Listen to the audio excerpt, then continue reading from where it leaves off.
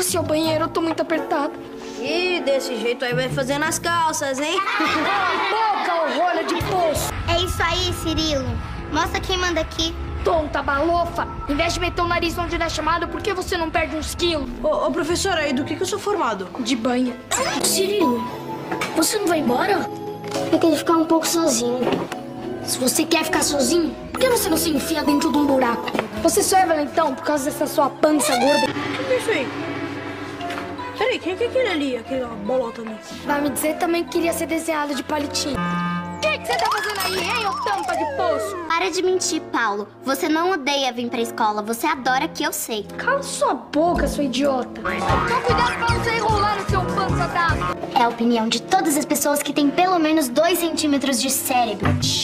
Então, porpeta aqui atrás, eu tenho a mesma opinião de todo mundo. Agora, vamos parar de falar de mulher que eu quero sugerir um plano. Lá vem porquice.